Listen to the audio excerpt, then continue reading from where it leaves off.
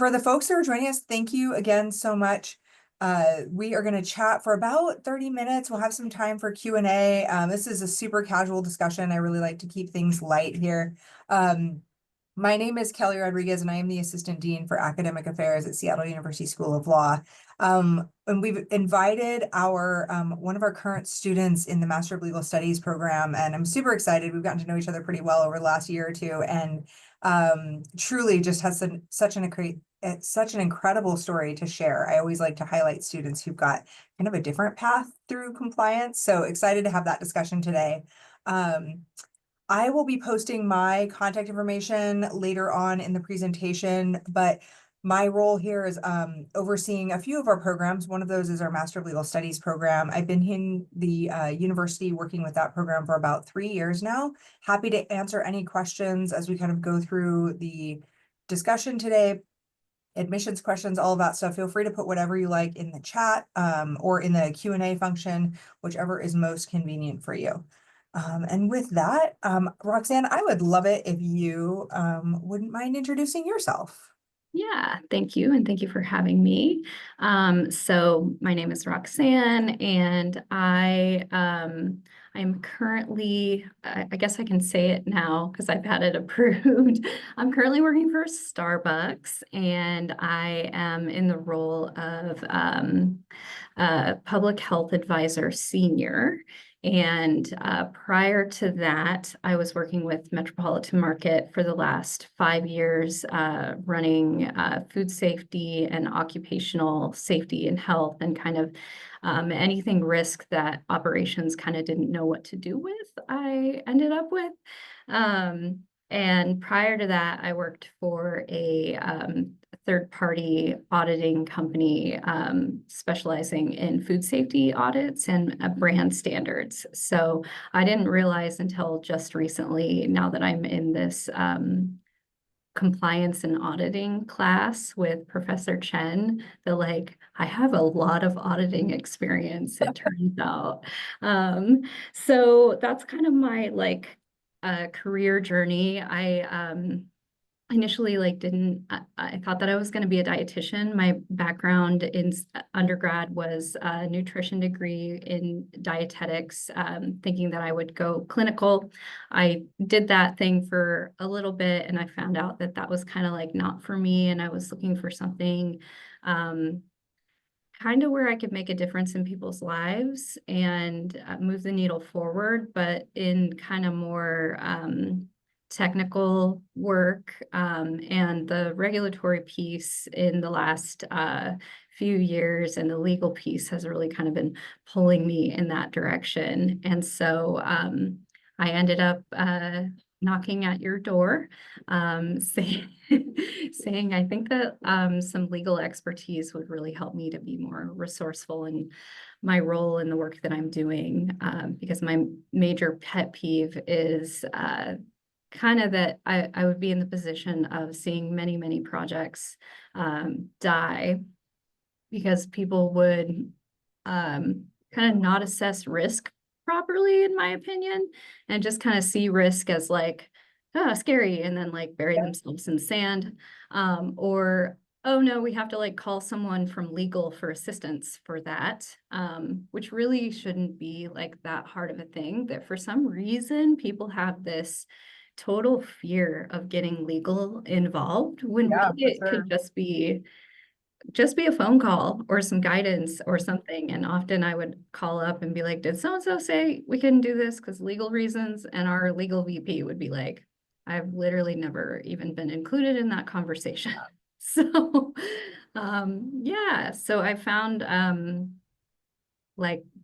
just a lot of really helpful learning so far in the MLS program. A lot of the time I've been able to just turn around and start using something, or generate a really interesting conversation. Just this week in the auditing class that I'm taking right now, we were kind of talking about pushback in audit, and I brought up safety in general. And I think a lot of my peers are more on the cybersecurity end, or insurance or other like banking type of auditing. And like in my experience, I actually had some like really scary situations where like people would yell at me or people would throw things at me or um like one time I got trapped in this guy's office. He like closed the door on me because I had said something because I'd witnessed him like this is at a long-term care facility, and the director would like come up behind these young women as I was like asking them audit questions, and he would like massage Oh, their shoulders. oh gosh. He got really mad that I said something about that. And I kind of didn't realize that safety was such a like this important conversation. And so a lot of people that I work with have similar backgrounds and they're like, oh yeah, I did Yeah, have a scary situation. So like totally. being able to dig deeper into these things that I've experienced in the past and figure out a way to maybe professionalize them or have an articulate Mhm. conversation with, because I'm good friends with the DM in my past job, like, oh, like I think I could have a really nuanced conversation now that I've had that Right.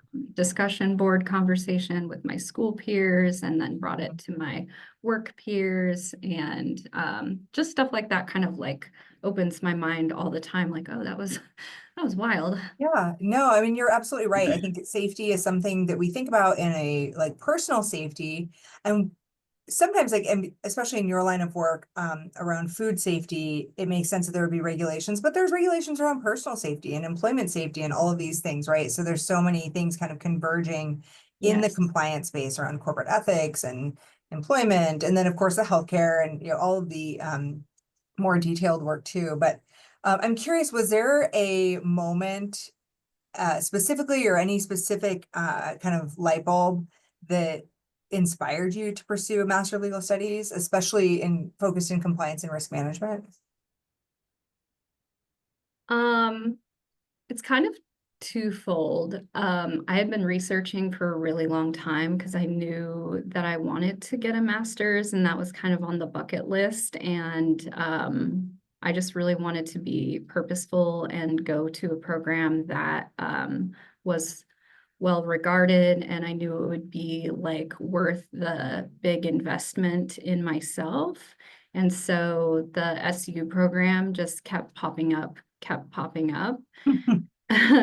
And and at the same time, I someone that I knew from high school passed away of a fentanyl overdose, Oh and my it gosh. really sudden, scary, jarring. This was like a person my age who I loved very much. And I just realized that life is so short and I can't keep having this like thing on my Mhm. list of like what I want to do with my life.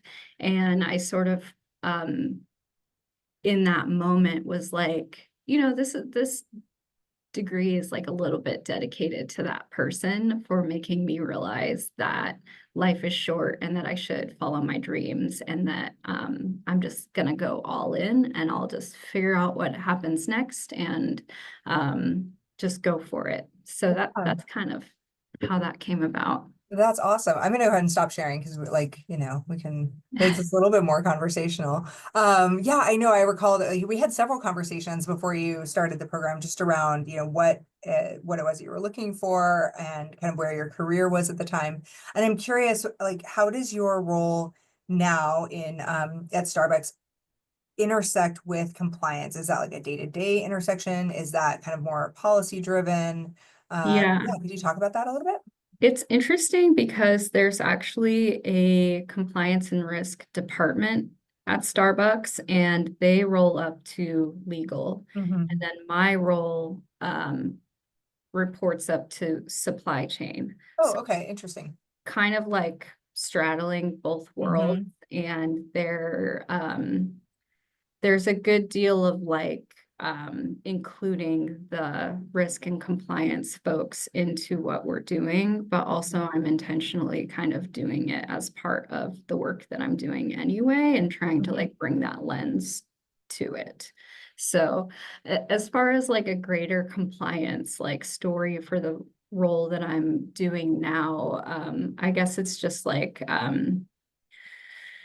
it's interesting because compliance can be like from the regulatory, like they like you have to do it, or Mhm. it's like whatever the best practice is. And so and I have to say this, and you understand, I'm speaking for myself and not for Yes, of Starbucks. course, of course. Yeah.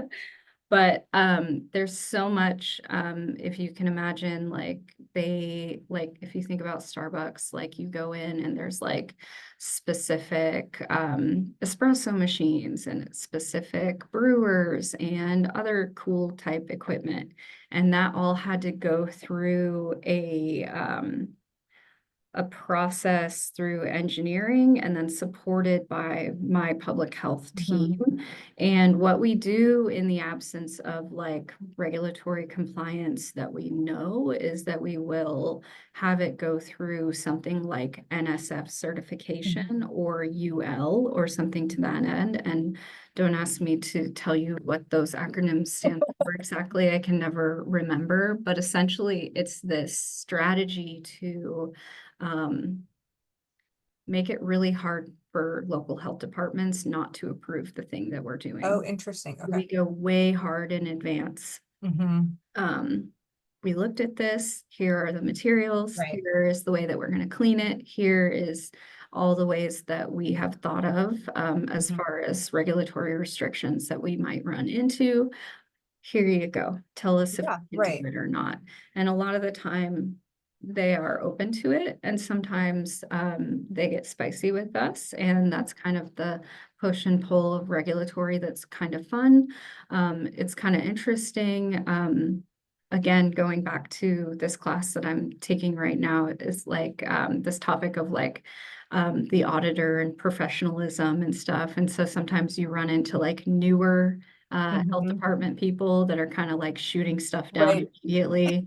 And then we have folks that are like connected to higher levels of government. Mhm. And maybe the conversation is like, wow, okay, we're going to bring this to the state level now Right. so that we can get some resolution because I don't know what Tammy down in, Mhm. whatever South Dakota is doing, killing this project that we have, provided on a silver platter. Mhm. Um, but I can understand definitely the pushback that exists for as far as like Starbucks wants to shove this down our throats and make this Yeah, for sure. happen. So it has to be kind of a polite understanding that we Mhm. can't go forward until we have agreement from the local jurisdictions. So Yeah, it's interesting. Like, I think one of the reasons I love highlighting folks who are in different sort of industries, right? Like, we think about compliance, we think about healthcare, cybersecurity, like there's all of these, larger umbrella. And then one of our alums currently is has shared her story, and she's kind of gone across different industries and talked about um compliance itself is a skill set, right? So like we often don't think about compliance in the realm of food safety and manufacturing safety, but it is very much, right? There's so much regulation that informs the business, and having to work within that regulation, and then also trying to find like where can we push, where can we find break new ground, and deliver on new innovative ideas without running afoul of regulatory authority. right, totally. Yeah, it can be kind of like a complicated, like it's there's a lot of gray area that For exists sure. in the science world. And Yeah, yeah, like totally. I feel like I frequently hear other compliance people say like it's cool because it gives you a glimpse inside of the entire company versus Hmm. being siloed Oh, in yeah. one specific area. Like, I have to be friends with supply chain. I have to be friends with engineering. Yes. I have to know what's going on the upper levels and what the initiatives are in order to move my stuff along. And I don't think that you could do that in other types of professional context. This is I just, think you're right. Yeah, yeah, I've heard that from a few folks, both students and alums, who talk about the compliance function being like a hub, like a communications hub, right? That ultimately they feel like, yeah, they're legal experts, but they're communication experts, right? They're trying to communicate between like engineering and marketing and project and product and all of these other things. And I think that even when you are in the legal sphere, like you don't even get that particular kind of like intersection. Right, Yeah. right. Yeah, even sometimes the legal team that I work with are like, what is going on there? Okay, bring Yeah. her back. Yeah. Yeah, No, that's so fantastic. it's for the curious. If you're just like a really curious person, you want to know what's going on, you want to Hmm. learn about other people's expertise, but you don't necessarily want to be an engineer or Hmm. whatever, this is a great way to kind of hang out with those people. And like being in the food industry, I always like to gravitate towards it because there's always snacks. So That's awesome. What are some of the challenges that you see in like your work right now? And I'm curious, you've talked a little bit about how some of the classes have offered some perspective or maybe new tools. I'm curious if there's other examples of how tools that you've got that now you might not have had a couple of years ago for starting the program. Ooh, good question. Yeah, I mean, I think the tools that I have now are just so much more specific and powerful. And either that's like the way to go in and like read and evaluate the code, or it's the way to go in and like what was hot topic for many months recently was caffeine and what you can do with that, and the Panera cases and what Starbucks was trying to do with caffeine. And it was just like helpful for me to be able to just pull up LexisNexis, go Uh-huh. in there, pull up the actual case filings, and like Mhm. that actually I think is like gives you so much more of like the full picture, because you Mhm. can read Bloomberg News until your nose bleeds, but to actually see what the complaint is, Mhm. like, oh, this is how they are claiming that they got hurt, or this is, maybe it was an issue of I can't remember if this was correct in the Panera case, but there was something about there's a legal term for this, but like whether or not they could make a judgment on whether or not like three giant containers of super caffeinated lemonade Yeah. uh, would be harmful to them. What's the That's term? interesting. Yeah. Yeah, Uh, the legal questions around that. It's funny because like as a parent, I have lots of like thoughts about, caffeinated yeah. lemonade. Yeah. And as a consumer, I'm like, oh, that sounds good, right? Like that fills a Yeah. need for me. Yeah. Um, and but then to think about, okay, well, what sort of possible harms could come of that? How do you then triage on the front end, right? If you're the organization, how do you triage on the front end? Um, Right. I imagine they never anticipated that this would be a claim, right? Yeah. Yeah, and there's nothing in the code that says you have to publish outward facing facts about caffeine levels in sort of a help yourself context, because we can all picture like a Coca-Cola machine. There's no Yeah. there's not even calorie information really on there, and that's really Mhm. where Oh, it's interesting. Yeah. yeah, like nutrition is making sort of headway there as far as like menu labeling and stuff like that, but caffeine and other additives remain Hmm. sort of a no man's land of like, how do we even talk about this, or do we need to publish it? Yeah. And so it'll be Yeah, we've really got a interesting. few students too who are kind of coming at this program from a policy standpoint, right? So I could see in that case, maybe there is maybe there are folks who would leverage this type of degree to make change, right, at the legislative Yeah. level, to require publication of those sorts of caffeine levels. Yeah, Right. interesting. Yeah. And that's super interesting to me. There's like a whole department here at work and in my previous roles that are dedicated to regulatory Mhm. affairs as far as labeling and presentation of the container or whatever Yeah. the food product is going into, which is an entire beast in itself. And as you can imagine, my current employer being global, It's like, how do you put that for Japanese standards? How do you Right. put that? Oh, wow. Yeah. Yeah.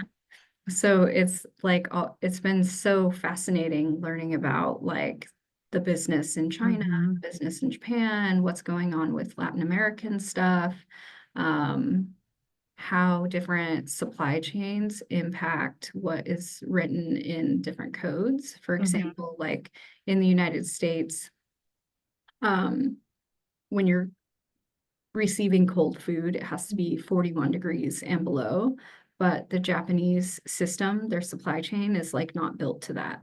So I believe it's like several degrees Celsius higher that's acceptable, Hmm. but you would then cycle out product faster. So you wouldn't have sandwiches Right. sitting for as long, for Hmm. example. So like all of our R&D that would go into shelf life or something like that would be moot uh, Wow. in different countries. So that's kind of like the next realm that I'm trying to wrap my mind around.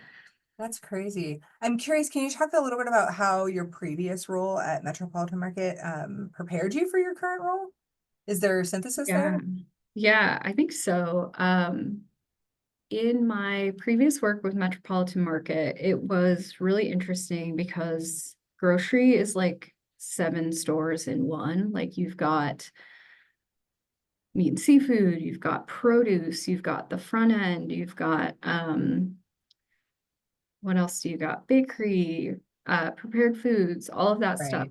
And so they're under different permits and different regulations. And you've got like the union piece to work with too. Hmm. Like that's an interesting piece that's like not necessarily like regulation, but I being in charge of occupational safety, I would get like weird reports where it would be like cashier cut themselves on a bandsaw or they burn themselves making espresso, and then it's like the union contract said that they can't even be working in those departments, so that's a problem. So kind of understanding that complexity I think was Hmm. helpful, but also I'm currently in charge of the chemicals program, and I was also in charge of that for Metropolitan Market. So it's been thankfully like in a lot of ways in my new role, I'm like growing a ton, but Hmm. this at least was like familiar ground that I can now kind of grow into more expertise and like, oh, what is the context as far as like testing these chemicals or like right now what I'm working on is sort of a COVID exit strategy for some of our things because we've got a lot built up to support the pandemic, but it's like, Yeah. why are we sourcing like one thing from one supplier? That doesn't make sense for our ordering and Right. efficiency purposes. So there's definitely a lot of similarity between the roles, Hmm. and I work with someone who came from my previous life in third-party auditing. So there's a lot of transfer there. So knowing what I knew from EcoSure and doing my auditing was also very helpful because my adjacent team manages the food safety audit content. Yeah. So it's been kind of cool to have been performing the audit. Hmm. And now I'm sort of privy to changes to the audit or Hmm. how we're assessing or who, like, do we care how, because auditors can be like really strict in their interpretation. Sure. They Yeah. can be like really loose in their interpretations. So kind of getting to experience that from the back end right now. That's awesome. Well, I want to be really mindful of time, and I appreciate so much your willingness to just share with us, I think, a different world of compliance than people usually think about. I want to definitely make sure that if anybody has any questions, I am happy to stay online and answer whatever questions. Any final thoughts, Roxanne, before you get back to your day? Yeah, just thank you for having me. I'm this field is really growing. There's a lot of need. I don't know if there's interest, but if anyone has interest in going into food safety auditing or the type of compliance that I do, you'd be in good company. And it's pretty rewarding in terms of like what you get to do with your brain and that you're kind of making a difference at the end of the day. So just to kind of promote the field of food safety, and that cool stuff is coming down the pike, and interesting things, and it'll be interesting in the legal regulatory landscape Sure. as everything happens with Chevron deference kind of going Mhm. Oh, away. yeah. And yeah, we're kind of entering a whole new world concerned with climate change and things that are happening with AI. So yeah, I'm just really looking forward to kind of like what's new in my career. So yeah. Yeah, no, that's awesome. I really appreciate it. Your notes about just kind of how compliance touches all of those fields is really, really helpful, right? AI, everything, truly. Totally. I am going to go ahead and share again just so that I can put up my contact information. For those of you who are interested in applying, our deadline is coming up in a few weeks, but feel free to reach out if you have any questions. Happy to connect with you and talk all things applications or, everything that you might just have questions about. I did have one question come in just a couple minutes ago, and I'm sorry that I missed it. But there was a question about how do you incorporate consumer safety data into your food safety and compliance work? Ooh, super good question. I'm not on the exact team, but there is a team in my company that gets all of the consumer safety feedback, and they sort of aggregate it, and then they make it part of the year's goal to cut down on XYZ concern. So I think like it's more quality based, really. We don't see a lot of like contamination straight up. We don't see a lot of like foreign objects or anything like that. What we really experience is like, oh, the matcha was clumpy, or Yeah. the sandwich didn't get fully cooked in the middle. But all of our stuff is pre-cooked and is reheated in some manner. So all of that is very technical, and luckily we have lots of analysts who are looking at that information and prioritizing which things to focus on. Awesome. Great question. Yeah. Um, let's see. So I have another couple of questions. One, and I'm happy to take some of this. One is how does SU support students to find work during and after the MLS program? The second part of that is, do we have graduates with no previous experience in compliance? So I answer them in reverse order. We do have alums that do not have previous experience in compliance, and generally they come in with some sort of work experience, and they're looking to kind of take the legal lens and apply it to some of their business experience. We don't require work experience as a part of the application, but it is sometimes helpful just to have some context. And then when you have this legal lens, it is much easier to work, to get a role into compliance, whether that's a compliance manager, director of compliance, a contracts manager, those sorts of things. We do have a Center of Professional Development that works with our Master of Legal Studies and all of our law students here in the law school to pass along jobs, to work with you on cover letters, resumes, those sorts of things. So those services are available. And then within the MLS team, we also host a LinkedIn group that is exclusive to our MLS students and alums, so that we'll post jobs there. We probably post several jobs a week in the compliance space. Just to make sure that students are getting kind of current information. And we've got students all over the country, so we try and make it a wide swath of jobs. So hopefully that helps answer a couple of those questions.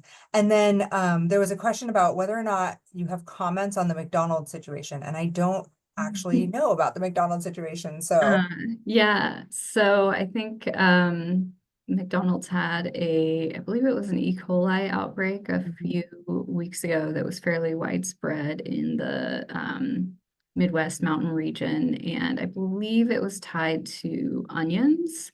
My my org currently is working on so what do you call it? Basically mock situations like this, initiating mock recalls to Thank- see how we would respond and how quickly in an event like that. But also, even McDonald's is pretty like well prepared for stuff like that. And it can be really hard from that end because the commodity that you're working with is like coming from the ground, which has is likely to come into soil, which has E. coli on it. But I've personally toured some of the fields in the Yuma region and Imperial Valley in California, and I'm very familiar with the kinds of stop gaps that are put into place. They're very robust, and I know that McDonald's sources a lot of their food items and ingredients from places like this that are under certain agreements as far as what they need to test for on a daily basis to make sure that the agricultural water is how it is supposed to be.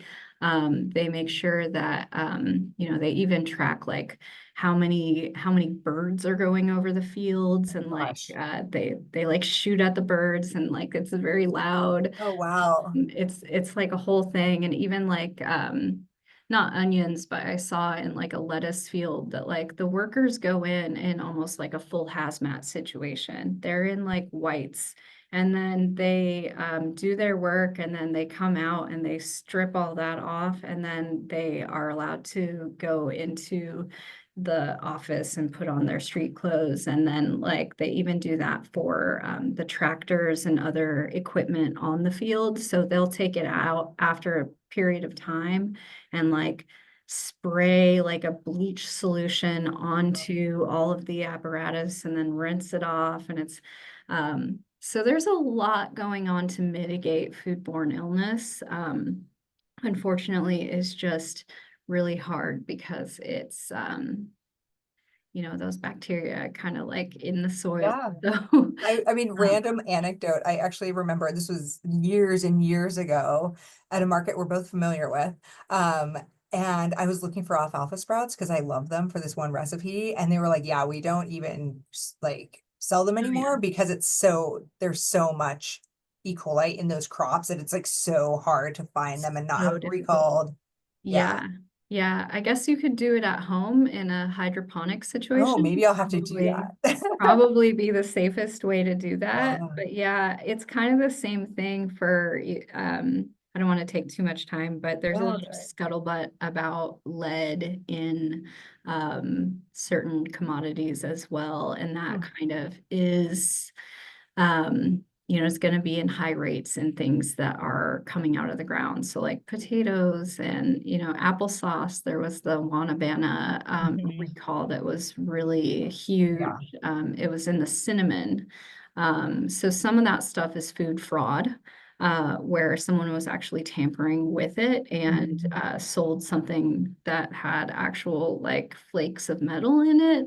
And some of that is just really hard to get away from because it's the quality of the Right. soil. So that said, it's kind of really interesting to have this expertise as far as like agricultural practices Mhm. and then have the legal lens on top of it to Yeah. kind of complement what I'm talking about. So yeah, food recalls and all that stuff, food legal cases. Like I think there was something with Lindt recently where they said that they could no longer consider their chocolates to be handcrafted.